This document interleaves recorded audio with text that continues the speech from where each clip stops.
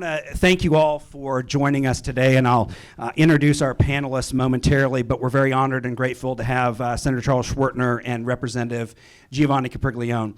And what I wanted to do before we start is do what they tell you not to do, and that's start with a joke.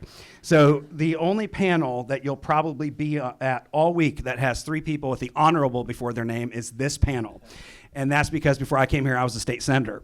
And so what Representative Capriglione does not know is that after state senators take the oath of office, they go behind a stage and they take a secret oath of office that says, when 2 senators are on a stage with a little old state representative, we're going to gang up on him. So get ready, get ready. So no, it'll be good. We'll have a great conversation, and we're going to talk about what I think everyone wants to talk about, and that is artificial intelligence. It seems like it's everywhere and in everything, but AI's been around for decades, though we've sort of reached this point where research advances, increased computing power, and decreased costs have sort of hit this point where it's technologically exploded. And so that's the technological side of things, but also we want to talk about sort of the cultural and social components of that. So my colleague David Dunmore and I recently published a comprehensive research paper on AI. It's 136 pages. If you run out of sleeping pills or melatonin at night, read that. It'll put you to sleep real fast. But the first 4 sentences of that paper, I think, really well capture where we're at. And reading from that, humanity is at an inflection point. Artificial intelligence, or AI, offers boundless promises while also presenting critical challenges to civilization. It presents what the media theorist Neil Postman would call an ecological change. That is, it does not add to or subtract from, but it fundamentally transforms. And so for numerous occasions in which AI provides positive developments, there are also concerns associated with its growth and proliferation. So we will talk about many of those today. And the question, what, if anything, should policymakers do about it? So next up, I'll do hopefully brief introductions because hopefully most of you know who our panelists are. But Senator Schwertner, since we'll go with you first, since 2013, Senator Charles Schwertner, MD, has represented Senate District 5, an 11-county region in Central and East Texas. As the chairman of the powerful Senate Committee on Business and Commerce, and as well, we were on the Sunset Advisory Committee. Dr. Schwertner oversees a number of critical policy areas for the state of Texas, including electrical utilities, insurance, banking, technology, and telecommunications. He also serves as a member of the Senate Committee on Finance, State Affairs, and Economic Development. And Dr. Schwertner and his wife, Dr. Belinda, who is an OBGYN and a lawyer, so she one-upped him. They reside in Georgetown and have 3 adult sons. And Representative Giovanni Capriglione was elected to the House of Representatives in 2012 and is serving a 7th term representing District 98 in North Central Texas. He is the chairman of, everybody loves this, the DOGE Committee, the House Committee on the Delivery of Government Efficiency. He also serves on the Ways and Means Committee and the Subcommittee on Property Tax Appraisals. So if you don't like your bill, complain to him. And he's also he's a lot of chairmans in front of your name. He's the chairman of the Innovation and Technology Caucus and chairs the Tarrant County Delegation.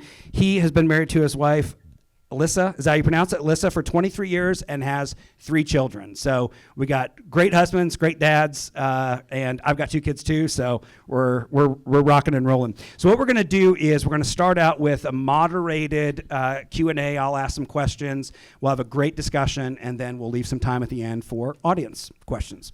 So I want to start out with 2 issues that are kind of happening in the news and get your take on it. First, we'll talk about DeepSeek, and then we'll talk about the Stargate funding that's been announced. So I want to start on DeepSeek with you, Representative Capriglione. So we've heard a lot about the release of DeepSeek. Some say it's upended AI development, and whether or not that's true, it's clear that China, presents a critical challenge in a lot of areas to our economy, to our intellectual property, and to our national security. So with that in mind, how do we make sure that Texas and America can lead around the world on technological development innovation? Sure. When that came out, there's a very famous entrepreneur, VC investor named Mark Andreessen, who said this is a Sputnik moment, right, when DeepSeek came out, because all of a sudden it's changed what a lot of people felt where we were in this AI race, okay? Whether they spent $6 million or this was a Chinese state effort spending hundreds or maybe even billions of dollars, what the reality is it does seem like China has invested. Our foreign adversaries are going to invest in this technology. And I think when that came out, obviously some people were worried about what our position was in this race, but also they were worried about the product, right? I mean, I'm sure some people, maybe some of you all tried it out, saw what had happened. Then you immediately realize, where's this data going, right? What does it know about me? Where did it get this information? And then if you played with it like we did in our office, why is it not telling me the truth about this? You know, why did it has a biased or a judgmental opinion that would be different than maybe an American product would have? And so all of this to say, it just shows why we need to focus on creating an environment here in Texas, especially in America in general, where we are innovative, where we put the resources in to not just companies that are wanting to focus on this, but also our students, right, and our adults, right, reskilling and upskilling. All of this is a full-blown battle where all of us are going to have to work to make sure that we are leaders in this. Someone once told me that the main difference, that this battle was going to come out between technology and energy, right? Where America's always led in technology, we have some of the smartest folks, we have incredible tier 1 universities, and we are ahead. We have put a lot of restrictions on what China can and can't get, right? And we've used our power as America to do that. But what China's always had is unlimited energy. They can build anything, almost any time, anywhere to do that. And so what we have to do to win this race is to do both extremely well. We need to make sure that we continue to invest in our students, in our labor force, in our workforce, but also that we make sure that we have the capacity in America to be able to supply all of these energy demands. And Senator Schwertner, I want to ask you about the Stargate project, this big pot of $500 billion investment in AI. And if you want to follow up on anything on the DeepSeek stuff, you're welcome to. But from your vantage point, chairing the Business and Commerce Committee, what is the importance of this significant investment, $500 billion? And how do you think that Texas can capitalize on that? And what ingredients do we sort of have to use this to our advantage to lead? I appreciate the question about Stargate, and I'll get to that. But first, just in general, AI, you know, I was actually reading the speech that J.D. Vance gave in Paris regarding AI in the EU. And his was, you know, we're hearing all these concerns about AI safety, concerns about AI's use. But really, the message that I think he articulated well in that speech, but one I share, is one of opportunity, of the future, of the success that AI can bring to individuals, to companies, to countries regarding a whole host of areas. And we should be hopeful and anticipate success and not be fearful of AI. And that was his overarching message to the EU in that speech. And I just wanted to start out with that because there are so many ideas of kind of regulation and what about this, what about that? But with every technological advance, there are concerns. But there's also, in the end, for the vast majority of those technological advances, great advances in humankind and mankind in a whole host of areas, and we should keep that in mind. Regarding DeepSeek, certainly the markets reacted very vigorously, whether they were semiconductor stocks or the infrastructure stocks, anything related to AI, or the power companies, for instance. Some of them took 20 or 30% bloodbaths that day, but they rebounded really quickly. And so, what does that mean? Is DeepSeek real? Was what I think when I see, or was it kind of a fabrication on the part of China? I forgot what was happening that day, but there was something in particular happening in China or in the United States that maybe China wanted to mess with. So. It's a potential, but I think I think and I feel and I believe, and the information I read, we're still the leader of AI. We need to focus on that. We need to maintain our leadership in advancement of AI by supporting those industries, semiconductor companies, AI development companies, power companies. And regarding the development out in Abilene, I actually grew up in Abilene, so I know that area well. And I spoke to Mr. McNamara of Lanthium, who's one of the, besides Oracle, Larry Ellison, one of the developers out there. But that's up to a 5 gigawatt development of power and data centers in the Abilene area with plans of actually larger areas across Texas. And so that speaks to me as Chair of Business and Commerce as we continue to need to develop our infrastructure regarding electricity and power because the future is going to be determined by energy. Energy is power in the raw form, but power in the sense of what we as a state, as a nation, project and are able to control to some extent into our future. Power is currency when you look at it from a digital currency standpoint. So energy is vital that we harness it and utilize it wisely and are masters of it from a reduction standpoint and utilization standpoint. That's great. And you both touched on the energy question already, and so if there's nothing more to add to it, but I did want to just kind of focus on that. So we do have these broader infrastructure questions. We've got data centers, we've got energy, we've got the grid, we've got even water resources that are going on. There's an energy panel going on next door, so thank you for not going to that one and coming to ours. But just from your perspective, either as a committee chair or the work that you guys have done, how are we? Where are we at? What does the future look like? I know people are super excited about nuclear, and can we do that now, or is that 20 years off? There's the sort of if you got the AI data centers, you've got the question about Bitcoin miners. What's the kind of state of play with energy, with the grid, with our resiliency, and are we positioned for the future? It's dynamic and growing at a far faster rate than we anticipated even a couple of years ago. Because of those loads are coming from data centers, from electrification of the oil fields, from cryptocurrency mining, from large industrial complexes, LNG export terminals, everywhere. And we need a lot more electricity, a lot more energy, a lot more transmission. And we need all the above when it comes to generation. There's issues in particular to the grid that we need a certain amount of base load to balance out and make sure at times of stress, such as like today, that we have an appropriate amount of base load regarding grid reliability relative to the demand. And like, for instance, the demand on the grid tomorrow is supposed to be 83 gigawatts. That's a lot of electricity being necessary. And we still have I was just texting with Gleason, Chairman Gleason, who's next door. And he, we have a reserve right now of 5 gigawatts and don't anticipate any issues.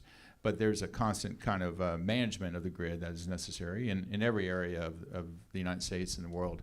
But when you couple that with growing populations and growing demand that is at a much faster rate in the near future, you have a significant challenge to meet that demand of generation and to meet that demand of transmission. In addition, the way large loads are being brought to bear, for instance, Microsoft is partnering with Comanche Peak, which is a nuclear facility already on the grid, 1.2 gigawatts, and they're taking 600 megawatts and kind of maybe or in a private contractual relationship. So that 600 would be off the grid, but they're saying they're going to put 600 more on. So there's the business development issues associated with large loads in particular, because AI companies want first mover advantage. And when they can jump in line like that by taking existing generations to building it co-located with their current generation or with new generation, then they are 18 months ahead of everyone else. And so that might become more proliferative in Texas, and if so, that presents a challenge to the grid regarding reliability. And so I and we as policyholders and as entrusted representatives of the people need to make sure that the overall management of the grid and safety of the people of Texas is managed as well, obviously. Representative Capriglione, do you have anything to The only thing I'll add is if you listen to what the senator said, we're at 83 gigawatts of usage with 5 gigawatts of reserve, and the Starbase deal will add 5 gigawatts of power needs to our system. So if you think about it, that's why there has to be so much more effort on our part and everyone's parts to get more in reserve. The one thing I'll say is a few years back we went through Winter Storm Uri. Obviously that was a terrible event, but what it did do is it let our focus be on energy and security and resilience of the grid happen before anyone was really talking about AI or all these data centers. Last session, and I think just last November, we went and Texans supported the Texas Energy Fund, right, to go and be able to improve our ability to get steel in the ground as fast as possible. And so I know we're doing work on that to continue to do that this session. Great. Well, thank you, guys. That's, I think, a good level set. I want to shift over to some specific policy questions that we might see this session. And I want to start, Representative Capriglione, with you. Your bill, HB 1709, the Texas Responsible Artificial Intelligence Act. If you could take some time to talk about the process by which that bill came about, because it didn't just materialize. What does the bill do, and kind of what's the feedback that you're getting on it, positive and negative? Okay, this is the 20-minute question, so I'll talk about it. So, you know, we started working on this 2+ years ago, okay, when we created the AI Advisory Council in the last session. And what that did, along with what Speaker Phelan did, which was creating a House Select Committee, we ended up having 9 different public hearings on artificial intelligence. We had folks from academia, from industry, from agencies, and so on, telling us how they were using it, or maybe why they weren't using AI. We were seeing how it affects people in political campaigns, how it affects people in the healthcare industry, both positive and negative. And we saw people and how they were using it to create, unfortunately, child sexual abuse material, deepfake revenge porn, all of it. We had probably 30 or 40 different witnesses talk about it. So what that did is it kickstarted our attempt to create legislation, which ultimately we filed earlier this year. But we have what's called a stakeholder process. And when I was on most bills, the stakeholder process is 2 people, right? You go and you talk about it, and you find 2 or 3 folks in the industry who are super involved, maybe trade associations, and you try and iron out the details. In our first stakeholder meeting, we had over 100 people go and attend our event. And then in November, we held a 200+ event in the auditorium in the Texas State Capitol. Since that time, we've gotten feedback. We proposed a draft, and then we filed a bill, and we continue to get opinions and suggestions on what people like and don't like about the bill. And what I'll say, first off, is a lot of people say, well, you know, are you properly balancing regulation and innovation? And while that's an incredibly cool metaphor, that's not really how bills are done, right? We're not putting, there's not a scale where we're like putting a little bit more regulation, a little bit more innovation, or anything like that. What we're trying to do, in its simplest form, is to make sure that we protect Texans, right? We all sort of defend the Constitution, right, of both the constitutions of the U.S. and of Texas. And first and foremost, we want to protect the general welfare. We want to protect the safety of our kids, our friends, and our families, to make sure that they're not harmed by anything, whether it's new technology or whether it's bad people out there. And so that's what the goal and the intent of doing that. At the same time, we want to write this in a way that doesn't stop people from building data centers, from wanting to go and innovate, to find new cures for diseases at a faster rate than we've ever done. We want those semiconductor companies to come to Texas, right? We want them to be here, and we want to buy all of our stuff from here rather than in China. And it's complicated to be able to do that, but I will say that of the hundreds of people that we've talked to, essentially 2 buckets. There's one bucket that understands that what Texas has done during its time is create regulations that are good for both people and companies, right? We have been able to, people call it the Texas Miracle. You can just look at the number of people that want to come to Texas. And so we have been able to do just that. At the same time, we want to make sure that our minor children are protected. We want to make sure that people don't use this technology to abuse elderly. And so the second bucket of people is people who, quite frankly, don't want any laws because they don't want to get in trouble. Now, I'm going to give you an example, okay? And so you might have, for instance, a healthcare insurance company that would rather just be excluded from this bill. This bill is bad for business. No, it's bad for their business. Sometimes, and you can look at this article by ProPublica, that where health insurance companies have outsourced to a company that uses AI. It's called EvaCore. It almost says Evil Core, but it's EvaCore.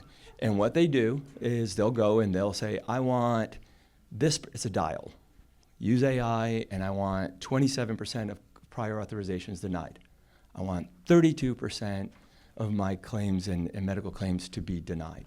Okay, this is what some people are using AI for. And so some people might say, okay, well, there's a human in the loop. Well, the incredible thing about AI is that it can be, in some cases, smarter than us. And it has found, and it can continue to find ways to get around those people, to go and put the claims that it wants. And these claims aren't just generic claims. This might be a kid who wants or needs a new prosthetic arm, okay, or someone who needs some medicine, cancer medicine or whatnot.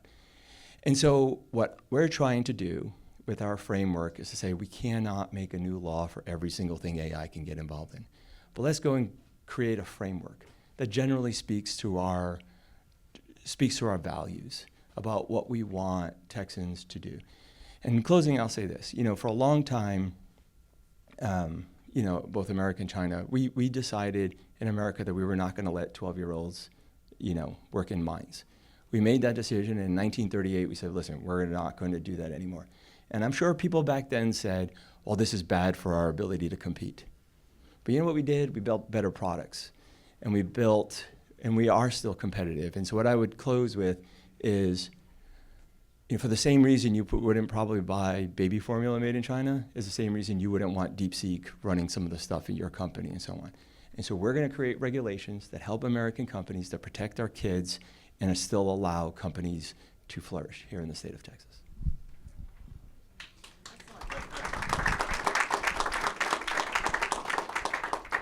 Great. And Senator Schwertner, you're going to be taking a leading role in the Senate on crafting some AI policies this session. I know the Lieutenant Governor prioritized Senate Bill 20 on stopping AI child pornography. What do you anticipate broadly the Senate considering on AI issues this session? Thank you.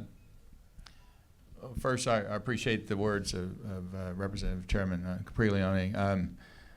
We're going to handle the same issues, maybe slightly differently. I think Senator Paxton's going to be handling that in state affairs, which I'm supportive of that bill in which AI is utilized to manufacture child pornography. It's kind of a loophole in certain laws, and I think it needs to be changed and made illegal. But going back to the overarching premises of AI, as you said, we need to mirror our values. And the values of Americans and of Texans are one of entrepreneurship, capitalism, innovation, opportunity, risk-taking. And as J.D. Vance said in Paris, in his AI, I think it's imperative that the United States maintains its leadership role in AI. And so we cannot stifle those values that have made us the leaders in so many other industries, oil and gas and everything up and down. And so that is, first and foremost, I think the most important job is not to be overly prescriptive. But at the same time, there is a balance that has to be struck when it comes to protecting Texans and citizens. You mentioned the child pornography AI bill that will be going through state affairs. I think that is an area that the state should step forward in. The health insurance bill, I actually am authoring an AI health insurance bill. I think it's 815, but it is utilizing AI technology as was described by the representative in a way that takes the place of medical decision making and to the detriment of patients regarding denial of certain claims, denial of necessary care. So how do you balance those things out? Should we be reactionary as things pop up? We pop them back down. That happens a lot with new technologies. We have to then adjust as a legislature. That's why we meet every 2 years. That's why we don't just adjourn for the rest of our lives, right? We didn't fix all the problems, and new problems pop up. But again, my overarching concern is AI being so novel, so new, so powerful that there has been kind of labeled or tagged as the conference, I think, is AI Innovation and Safety, I think was the title of this, maybe. And that's great, but are we going to, the oil and gas one, AI, is it the conference on oil and gas innovation and safety? Do we call that? Or Yeah, and the one over in Paris was called the AI Safety Conference 2 years ago. Now it's just the AI, innovation. So terminologies matter, words matter. The power of AI is real.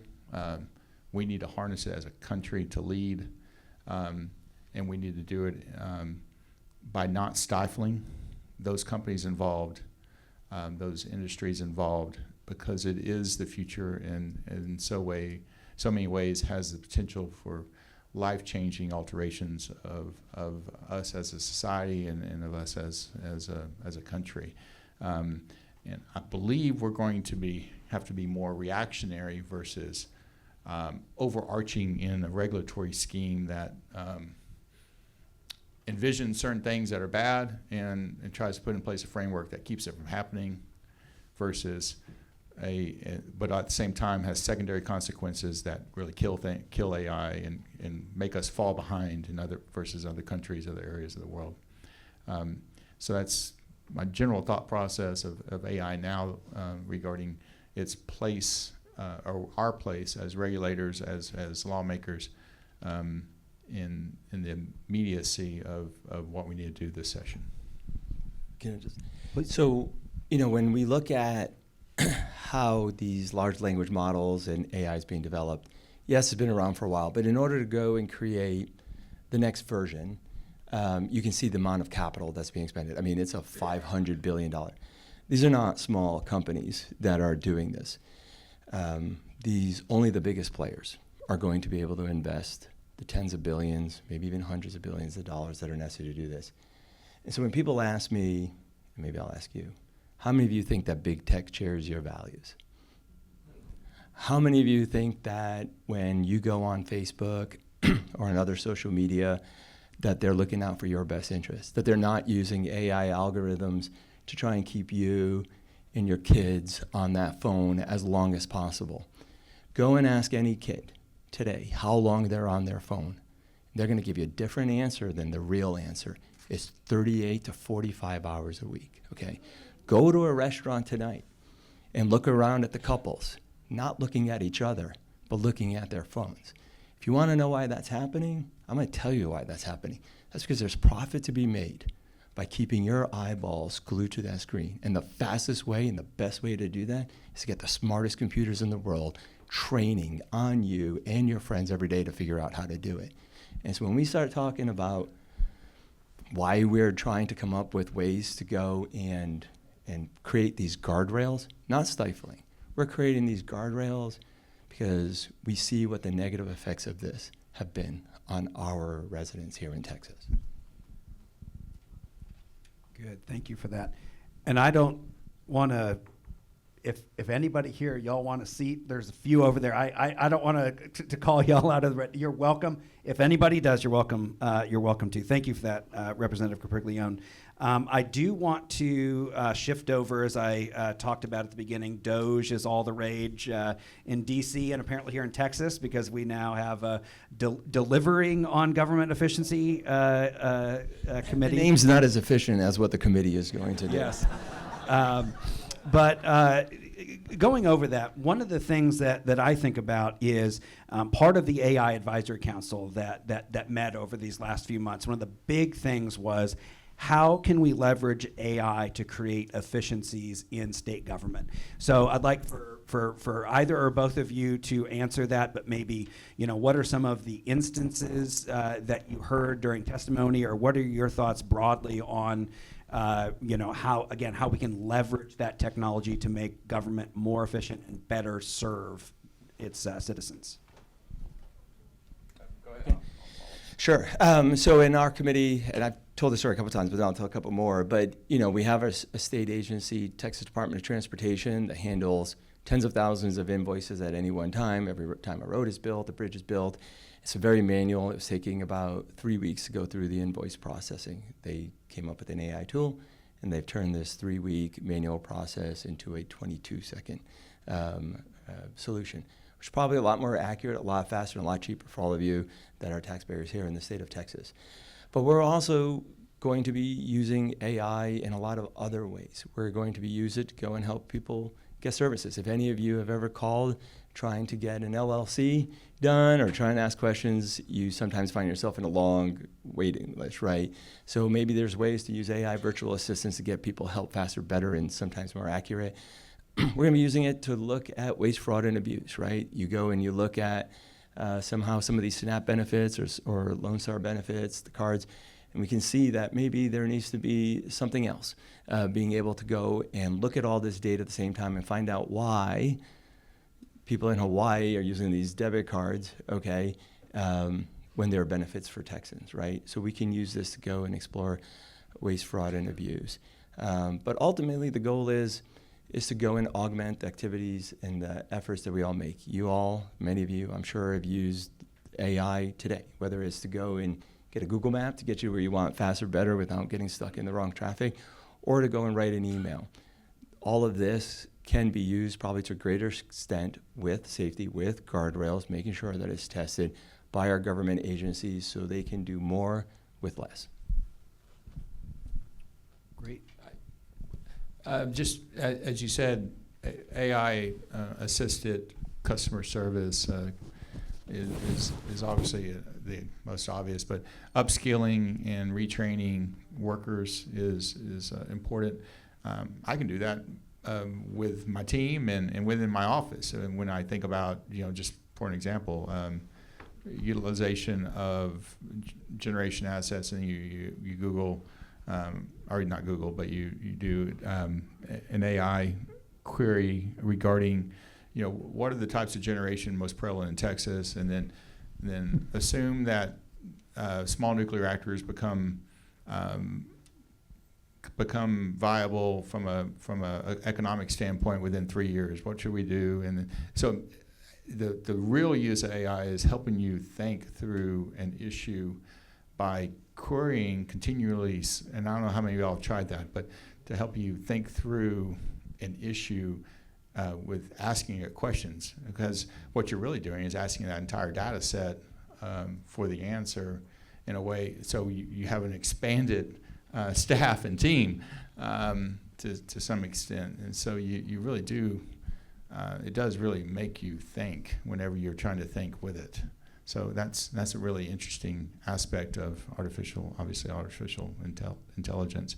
Generative AI, all the potential possibilities, are very hard to contemplate. I'm not a futurist in that respect, but it is something that is foreseen as something that can be so technologically changing in so many vast areas that it's hard to contemplate all the various potentials. That's great, and we attended quite a few of the AI Advisory Council hearings, and we put some of this stuff in our research paper. But I mean, there are so many great examples of what you guys mentioned about the way to increase efficiencies, and there's even things like potentially like translation services and helping augment the work of court reporters, for which there's a great shortage. I don't know exactly what the court reporter trade association feels about that, but recognizing those ways, and we heard stories about clearing invoices that would take, like, I don't know what the number is, it'd take 12 days or something like that. It got it down to 26 seconds. An example that I thought about was in my time back in the Iowa Senate. Here we go. We're not gonna gang up on you, but we had our DHS Department of Health and Human Services, who now a former Texan, Kelly Garcia, is the head of. Anyways, they came and testified, and we said, we want to help streamline the way that you do this. The way they did asset verification was they would manually make phone calls, like 500 staffers would manually make phone calls and have to close dozens of cases every day in order just to keep up on things, and that was wild. But there were, some vendors, you always never want to pick out any, but like LexisNexis had the technology to just do those things like that. So again, using AI responsibly. And then the other piece of it, I don't know why I'm answering my own question here, but the other piece of it that we did here is, for all the excitement, is introducing it responsibly into state agencies, because we heard testimony from smaller state agencies that said, we don't know how to use this. And so some guidance, some guidelines, ways to do that. So it's promising. These are some great examples, and it'll be very interesting to see how y'all in the legislature tackle that this session.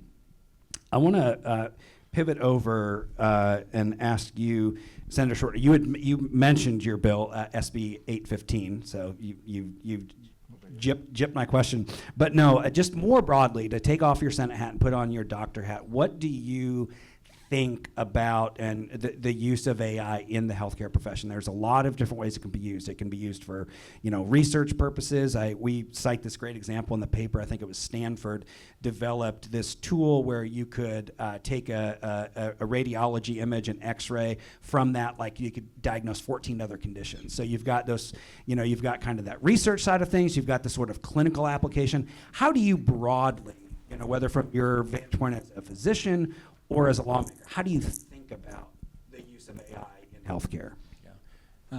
Yeah, you hit on one, diagnostic assistance, in particular imaging of studies, and you mentioned 14 different things on an image, and that leads to another issue of over-diagnosing things that are not actually clinically relevant, right? And so I can do a blood test of everybody, and it's called a SMA 20 different things, sodiums, potassiums, et cetera. And of that, just by probabilities, a normal distribution curve, one of those 20 is going to be off on pretty much everybody. And so then you can go down that rabbit trail of, oh, you got a problem with your potassium, why is that? And it might have just been that you didn't have a good diet a little bit that day or something. So you still need validity and human or professional in some respect, professional in this case, thinking to look and interpret it along with the assistance of AI. Now, diagnostic dilemmas can be interesting. You put in, this person presents with XYZ in the emergency room, and they have a cough, a fever, their skin's yellow, and they're hurting in their right flank. You put it all in. What do you think this could be? And then you go, well, it could be these three things, and then what are some tests I might do to kind of further push or further try to pinpoint which one it might be, and it gives you some tests, and you run those. And so again, it's thinking with you, as I mentioned earlier in the last little segment, which is very helpful. On the flip side, it can be used, but it can also be seen as overly prescriptive, overly diagnostic, overly say you then have this whole list of things that's printed out on your medical record, and all of a sudden you have all those diagnoses, and you try to go get insurance, and you're underwritten as if you have all those problems, and you don't have any of them, right? So underwriting is an issue with insurance. We're seeing that in insurance, car ratings, et cetera, health insurers for a profit, limiting through AI utilization, denials and delays of care, and the medical decision making associated with either approving or not approving certain types of tests or procedures. So there's certainly the potential, anytime you can use it for good, just like anything else. You also have a sidearm. You can use it for personal defense, right? You also use it for assault and murder. AI has the potential for great good, and also the potential for bad and evil. And then I'll talk really loud. Thank you. I'm back. Okay, thank you. I'm back. So before we just pivot away from the policy sort of questions, are there any other tech policy bills? I know we're primarily talking about AI. This is great. Thank you, guys. We're primarily talking about AI, but are there any other tech-related bills that you guys are working on that you think would be interesting for the audience? Yes. Yeah. Wait. Why don't you talk about the SBR now? Okay. Is that what you're about to No, I have another one. Okay, good. I'll mention it. Yesterday in BNC, SB 21 21, right? 21 million Bitcoin. I thought that was catchy. No? The strategic Bitcoin reserve. There are 30 plus states that have filed some versions of this. The president has talked about a strategic cryptocurrency reserve, strategic national cryptocurrency reserve. Secretary of Treasury Bessent, I think, and Commerce are both big Bitcoin cryptocurrency individuals. They look at stable coins, buying a lot of dollar-denominated treasuries, so it's helpful for preservation of the U.S. dollar as the most important currency in the world and the continuation of that. So, but in general, I look at it as a very strong signal to the United States government about their spendthrift and profligate ways. And over many decades, Republican and Democrats, we spend $6.8 trillion this last year. We only brought in $4.8 trillion. So we have a $2 trillion deficit. A trillion is 14 zeros after a one. It's a lot of money. That leads to inflation. Inflation leads to more printing and treasuries issued leads to more debt and interest. And the interest on the debt that was paid last year was $818 billion, one of the largest segments of the United States budget. So Texas, I think, it again sends a strong signal about people and sovereign states looking for alternatives to dollar-denominated assets that hold their value. And historically, with individuals, it's been kind of land and gold and income-producing assets. But now, large numbers of individuals believe in, as we believe in gold, which is a shiny rock, as Warren Buffett said, the value of cryptocurrencies, in particular Bitcoin, and that it has shown itself since Satoshi's article in October of, 2008, I believe, to have staying power regarding up and down market cycles. Big ones, 3 really, really big ones, and each time the nadir of the low of that cycle was always higher and higher. And so the legitimacy, the Treasury has called it digital gold, the federal government, and then of course the bigger overarching issue is preservation of your purchasing power, ownership through decentralized mechanism versus a centralized bank of wealth as an individual. So I filed that bill. Representative Capriglione was working on it first. I obviously have an interest, and I've had an interest for some time in cryptocurrencies. But I thought it was appropriate for the state of Texas, based upon the change of federal architecture, to go ahead and lead, as we lead on everything, including AI, to lead on this. And I look forward to working with the representative and getting that through the process and signed by the governor. Absolutely. Okay, 3 really quick.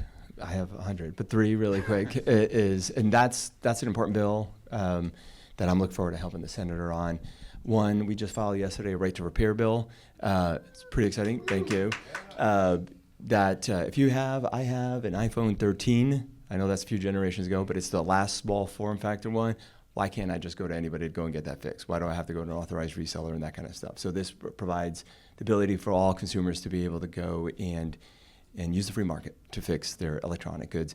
Number 2, the governor put as one of his emergency items cybersecurity, which I think just shows incredible forward thinking that we have here in the state that is just as important to protect people's personal lives, liberty, and treasure, is to protect their cybersecurity. So we're hoping to be able to go and stand up a new Texas cybersecurity program here in the state of Texas to go and better protect all of us from all these cyber attacks that are coming from all over the world. And third, I'm working on a digital driver's license. This would be an optional ability for any of us to be able to have a driver's license in your phone. Think about how few times you lose your cell phone, but also think about the ability to have it, maybe not have to go to the DMV to update things. Maybe you just take a selfie, go change a picture, and do that kind of stuff. So think about the time and effort and savings there. And also think about when you give someone a driver's license, all the information you just handed them, it might be better and easier if you just send them the information they need, which is you are the person in that photo. So a lot of cool things that hopefully we'll be able to work on this session. Great. We have a few more minutes, so we'll try to get 2 questions in. Senator Schwertner, you kind of alluded to it earlier, but the workforce, question, and I think this is broader than AI, but what are your guys' thoughts on how we're doing in Texas, and what do we need to do to ensure that we have a future-ready workforce? And it's looking at cyber jobs, it's looking at AI jobs, it's upskilling and retraining staff to learn how to use those tools. What's sort of the landscape in Texas? How are we doing? Where do we need to go? Well, I think with new technological advances, there will always be upheavals of industries and the workforce. People will be put out of work in some cases regarding, translators or court reporters or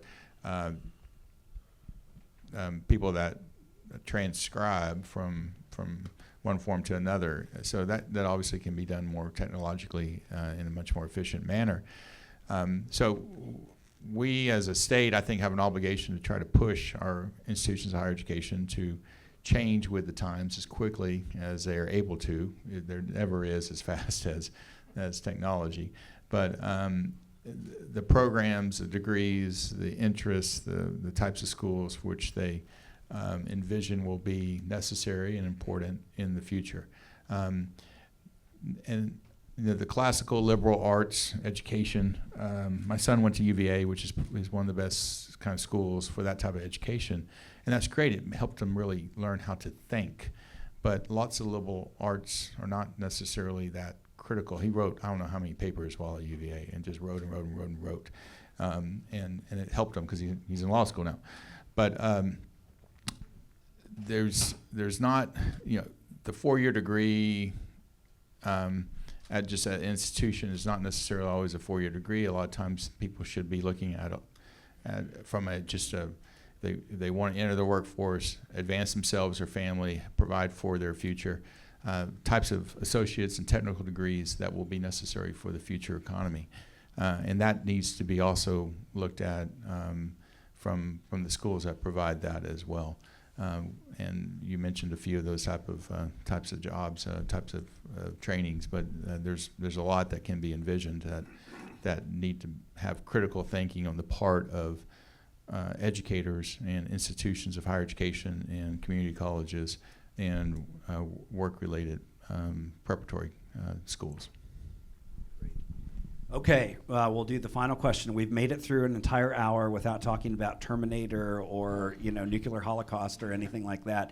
But to end on a sort of positive or optimistic note, what is it about AI or other emerging technologies? What most excites you about this sort of next generation of technologies? Sure. Well, if you watch Terminator right before that nuclear, listen, it is just helping us already, right? If you go and look at how our state agencies are using it, primarily it's for cybersecurity, right? I mean, what you want defending us is things that go as fast as possible, that are as creative as possible. So I'm excited about that. I'm excited about the opportunity for it to go and be able to help us on a day-to-day basis improve our health, and also how it can be used in some cases in education as well, right? I mean, think about if you could have a tutor with you all the time, or a doctor with you all the time, that you could shut off if it gets too annoying, but you could go and use all of that information. And so for me, the value is how it can augment and the benefits that we have. And listen, we're going to work with the technology, and we're going to grow as a technology. I've already used it. How many people have used the autonomous vehicles yet? How many have been? Look at that. In about 2 months, all of you will raise your hand. And it, some ways, is a little scary, right? You worry about the people that might not have a job anymore and that kind of stuff. On the other hand, it doesn't text while driving, it doesn't drink, it doesn't get tired, right? So there's just so many potential opportunities for us to be able to improve our lives and our safety. Senator Schwertner, anything to add? Yeah, it just transformative nature of AI. It was first, obviously recognized by large companies. I remember several years ago, Google had a all hands on deck kind of company-wide workforce kind of alert about AI because they were behind. And I was going, this is just a technology, that's what I was thinking at the time. But I've come to believe that it is transformative potentially in a lot of areas of our lives. And so I don't know how it's going to affect each and every segment of how we go about being people and being a society and being Texans, being Americans. But if you keep it, if the core values are maintained of entrepreneurship, of liberty, of capitalism, of industry, of protection of our constitutional rights, it's a great advance, and we should look at it as opportunity, and something that we should welcome and not be fearful of. Great. All right, we're going to switch over to Q&A, and as we are wont to say, we're going to start with the gal back there in the brown. And as I'll remind everybody, if we could have you ask a question, keep it short, end it with a question mark and upward inflection at the end. I don't care whether things are good or bad. I'm an attorney. I care whether they're constitutional. And one of the great things that God has done for us is have Trump in the office right now as AI is taking over, because we did live in Silicon Valley, and they do not share our love for the Constitution there. So that is the thing that I'm concerned about is AI constitutional? How are we holding it constitutional? And the last thing, which my inflection will hit, is I love Doge, because I think Doge is the accountability that balances the power, that restores the Constitution from a bureaucracy to a democracy. And I am down for Doge being statewide, modeled state to state, and I'd be willing to take responsibility for doing that. So I understand We have a Doge volunteer for our Doge community. is with AI, but I don't know why where Doge is with the Constitution in the great state of Texas. So talk to me about that. Is that a question? Yes. Okay, all right. So first on AI and constitutionality, if you look at our House bill, we make sure that we put in a lot of protections for the First Amendment and the Fourth Amendment, right?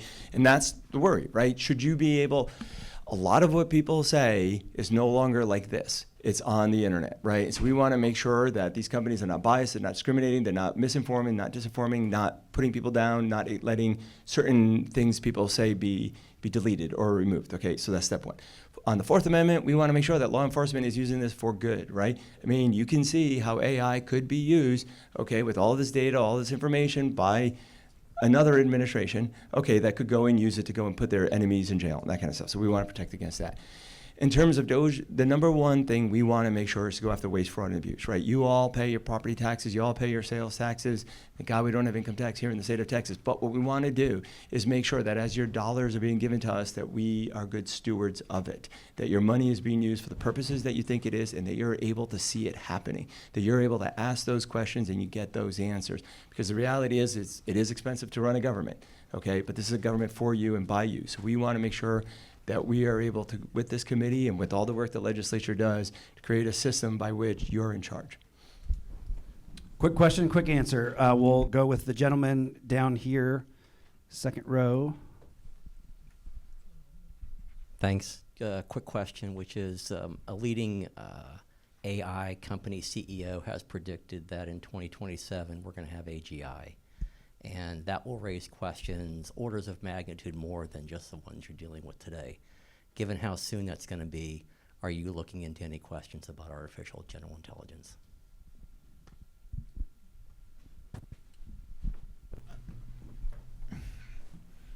It's the point you're making is one of concern and I guess some trepidation or fear of AGI. And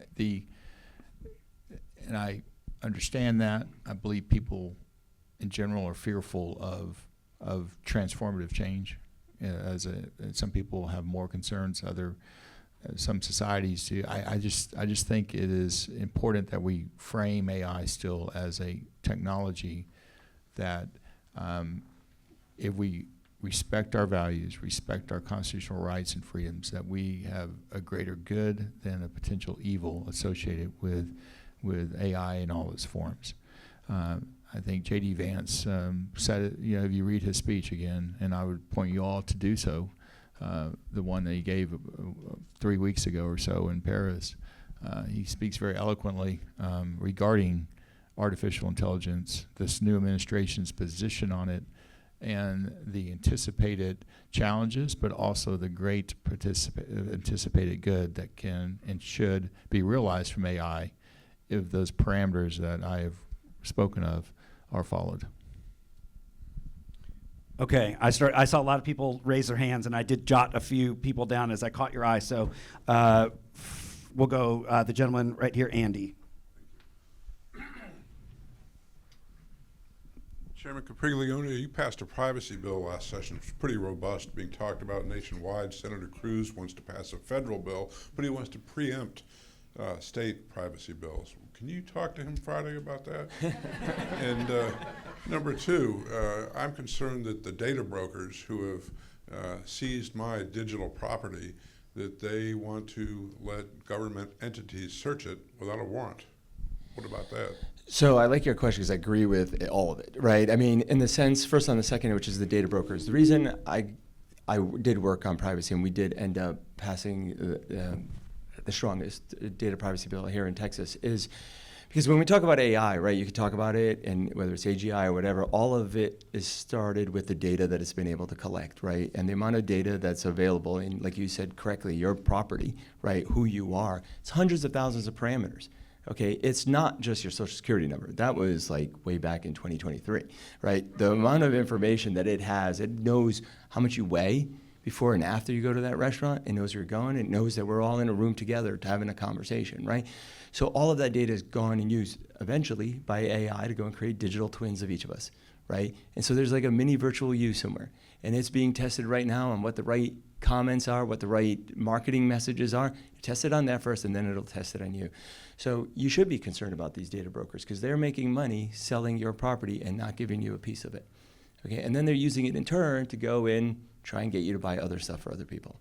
So as part of the AI work we're doing this session, it's also going to be updates to the privacy bill to take into account what's happening with artificial intelligence, because whether it's AGI or whatever we want to call it that's coming up, we want to be in charge. We want to be in control. We don't want publicly traded trillion-dollar companies in charge of that, right? What we want is we the people to be in charge of that data. We want us to be able to go and decide who gets this information, and we want full transparency. Why did it come up with this decision? And explain it to me like I'm 5. What about preempting states? Well, that kind of goes without saying. I'm a state representative, not a senator, but I'm a state representative, and I think we make better laws than the federal government does. He pushed back. He jabbed back at us. I think we can get into more of the gentleman in the black jacket in the third row. Thank you. Schwertner, this is for you. We started this panel talking about energy and the concern that data centers might pull load generation off the grid that could go to regular Texans. What do you think of the idea? Maybe this is a question for ERCOT, really, but maybe giving connection ahead for data centers that build their own generation as they set up. So like as a backup natural gas power plant or even a nuclear reactor, and incentivizing that just so they don't come and take energy off the grid that's like very needed for the growing state. Yeah, we're looking at all that co-location and being able to actually resell onto the grid in times of need through ancillary service, the generation behind the meter onto the grid. So there are different ways of large loads coming on. You can do large loads connected directly to the grid, large loads that have backup, large loads co-located with their own generation, and then large loads that contractually pull off load and remove, pull off generation and remove generation from the grid and making it behind the meter, and so you have what they call net metering at that time. So all those things, what you said is being looked at, and there are forms of it already. Okay, one more question. We'll go with everybody can groan at me that I didn't pick you for your question, but the gentleman, second row, blue jacket. Well, thank you both for your comments and for your service on and for this panel. We touched earlier on the opportunities available in the U.S. and how to regulate internally with the data brokers. But one thing that we're seeing an increase of is foreign actors and foreign companies coming in, and they're also utilizing that information in all sorts of ways. So my question is, how can we educate our citizens on the threat posed by these seemingly innocuous applications, and how can we regulate in a way to defend against those threats and counterpunch? Sure. Can I take a stab at this first? I mean, there's a lot of ways. I mean, it's hard to educate so many people on so many different things, right? But I mean, I'll just give you a quick example of a real fear. So this, for me, a lot of this started when my daughter had asked me for information on her birth certificate. And I was like, well, why? Like, why do you want it? What do you need it? She's like, well, this app is asking me for this information. And it turns out it was this astrology app that was like, okay, tell us what time you were born. And then it was going to ask all these other questions about what was on the birth certificate. It could only be on the birth certificate. I was like, okay, no, right? We're not going to do that. And then I go on the internet. I found out that millions of people had already downloaded this app, and they had already put in a ton of this information. And no one to this day knows where it is. I'll give you a hint. It's, a country with 5 letters in it. So, I mean, sometimes... Who started the app? Well, I don't know, but I'm guessing someone affiliated with these groups. And whether it's a foreign country or not, there are tons of these things. Phishing scams. I once read for the first time, and maybe the last time ever, that actual terms of service, right? You know, that thing you just click, you accept or whatever. Just read it. If you like it seriously, if you're totally bored and you just want to be able to tell other people you did, do it. And you will say, oh my God. It'll say on it, even if you delete it, will you still keep my information? Yes. Right. Now, we put that in the bill so they can't if you don't ask for it anymore. But, I mean, it is, I can tell people all day, just don't click the link in your email. Just don't do it. Your superintendent is not going to ask you to click this link. They're not going to give you money. Just don't do it. But they're getting really good. And again, we get back to artificial intelligence. Before it was the Nigerian prince guy, okay, didn't really speak any English. And you're like, okay, how can anyone fall for this? But they did back then. Now imagine when you go and multiply that by the one I got yesterday. Or even now I'm like, okay, I think this is really them, right? And you have to, it's hard, right? Because with artificial intelligence and the proliferation of people using it, not for good, but for evil, not for capitalism, but to steal your information, it's gonna be harder and harder to do that. And it gets down to how do you tell people to do it? We pass legislation, at least for employees in state government, right, that everybody has to take cybersecurity training, okay? And we're probably gonna add AI in that a little bit. And at first, people were upset. They're like, well, no, new training, I don't wanna have to do this or whatever. But then they found that they can use it and explain it to other people as well. So it's just something that we're all going to have to be cognizantly aware is that before, people would have to mug you to get your money. Now they just have to email you. All right, thank you all for the question. Senator Schwertner, do you have anything to add in closing on anything you want? I appreciate the opportunity to speak. I kind of gave my message in the prior comments, so thank you very much. Very good. Well, again, I want to thank you, Representative Capriglione, Senator Schwertner, for your service and your time today. If everyone could give them a great round of applause.